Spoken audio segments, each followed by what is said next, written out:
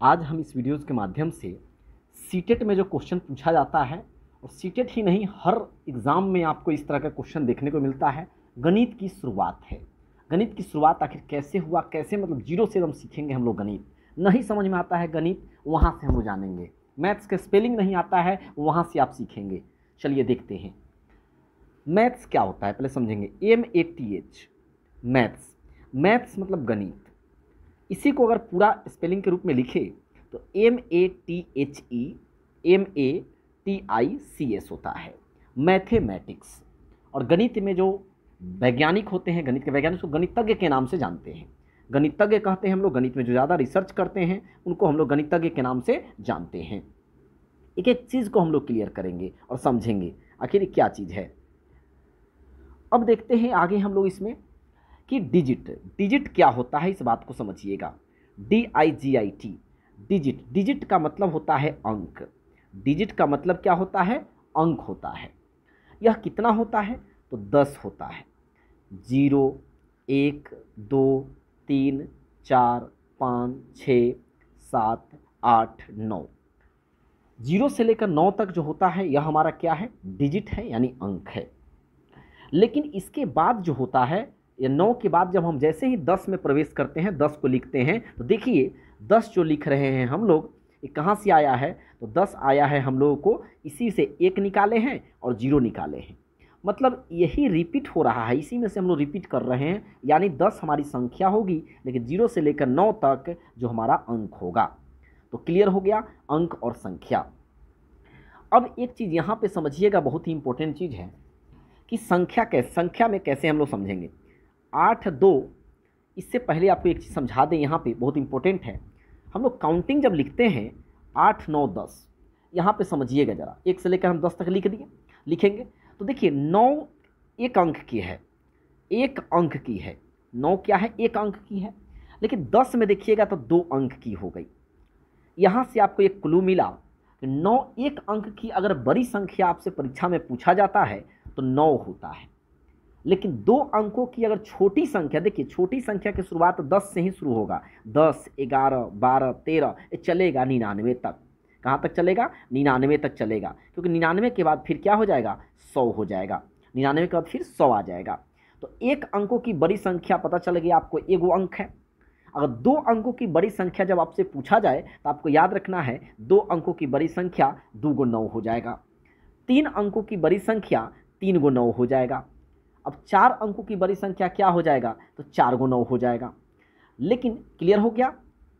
अब बोला आपसे अगर 1 अंकों की छोटी संख्या की जब बात होगी, 1 अंकों की जब छोटी संख्या की बात होगी, तो आपको याद रखना है, हाँ, 1 अंकों की जब छोटी संख्या की बात होगी तो आपका क्या हो जाएगा, 1 लिख देंगे। लेकिन उसके बाद इसी में 0 बैठाते चले जाइए।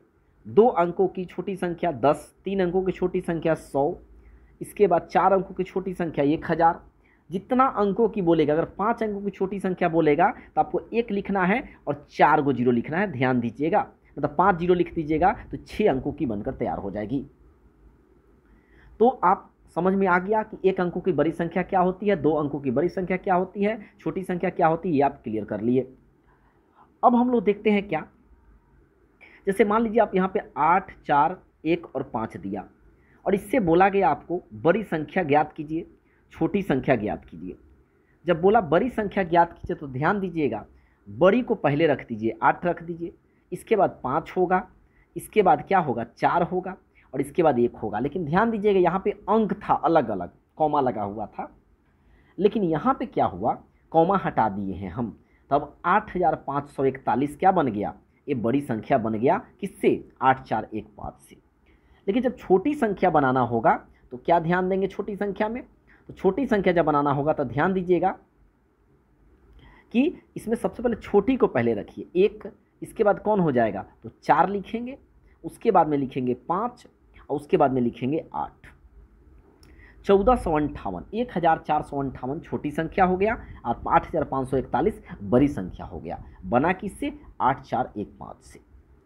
अब एक क्वेश्चन और देख लीजिए, जैसे मान लीजिए 8023 दिया हुआ है, तो इससे जब बड़ी संख्या आपको बनाना होगा, बड़ी संख्या बनाना होगा तो क्या दिमाग लगाएंगे, तो 8 बड़ी संख्या है सबसे, उसके बाद इसमें 3 होगा, फिर 2 होगा, 0 हो जाएगा, ये आ गया बड़ी संख्या।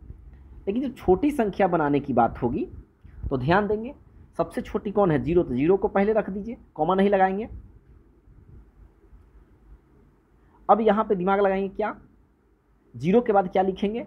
तो 0 के बाद में लिखेंगे हम लोग 2 लिखेंगे, उसके बाद 3 लिखेंगे, उसके बाद 8 लिखेंगे। लेकिन इस 0 को पहले बीच में रख दीजिएगा, एक अंक के बाद, 2 0 3 8, यानी 2038 हमारा छोटी संख्या और 8320 हमारा बड़ी संख्या निकल गया।